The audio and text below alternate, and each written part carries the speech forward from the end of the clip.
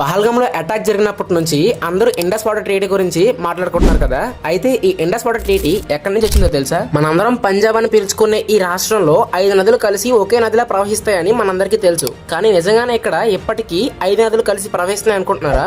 మన ఇండియాకి స్వాతంత్రం రాకముందు బ్రిటిష్ మన ఇండియాలోని పంజాబ్ దగ్గరలో నదుల నుంచి వచ్చే వాటర్ ఫ్లో ని కంట్రోల్ చేయడానికి పెద్ద పెద్ద కాలువలు ఇంకా డ్యామ్స్ ని కట్టించింది. అయితే 1947 లో బ్రిటిష్ వాళ్ళు మన ఇండియాను వదిలి వెళ్లిన తర్వాత పాకిస్తాన్ ఇంకా ఇండియా రెండు వేరు దేశాలుగా విడిపోయాయి. ఈ క్రమంలో పాకిస్తాన్ లోనే ఈ 5 నదుల్ని కంట్రోల్ చేసే డ్యామ్స్ ఇంకా కాలువలు ఉండిపోయాయి. ఇండియా వీటిపైన పెద్దగా దృష్టి పెట్టకపోవడం వల్ల తర్వాత ఎంత పెద్ద ప్రాబ్లమ్స్ ఫేస్ చేయాల్సి వస్తుందో ఆలోచించలేకపోయింది. అప్పట్లో ఇండియా ఇంకా పాకిస్తాన్ రెండు అప్పుడే కొత్తగా ఏర్పడిన కంట్రీస్ కావడం వల్ల వీటిలో దేనికి కూడా ఎక్కువగా ఎకనామికల్ గా సపోర్ట్ ఉండేది కాదు. అయితే ఇండియాకి వెన్నెముక అయిన ఈ 5 నదుల్ని కంట్రోల్ చేసే గేట్స్ పాకిస్తాన్ లో ఉండడంతో వాళ్ళ ఇష్టాసరంగా మన ఇండియన్ ఆరిజిన్ లో పుట్టిన రివర్స్ ని వాడుకునేవారు. అంతేకాకుండా కొన్ని సంవత్సరాల్లో మన ఇండియాకి వాటర్ రాకుండా ఆపేసిన రోజులు కూడా ఉన్నాయి. దీనివల్ల మన ఇండియాలోని క్రాప్ ఫార్మింగ్ చాలా వరకు దెబ్బతినింది. అయితే ఇదంతా భరించిన ఇండియాది కనీసం ఏం చేయలేని పరిస్థితి. ఎందుకంటే ఫైట్ చేయడానికి ఇండియాకి అప్పట్లో అంత ఎకనామికల్ సపోర్ట్ లేదు. సో వరల్డ్ బ్యాంక్ ఆర్గనైజేషన్స్ తో కలిసి పాకిస్తాన్ ఇంకా ఇండియా మధ్య ఈ ఇండస్ వాటర్ ట్రీటీని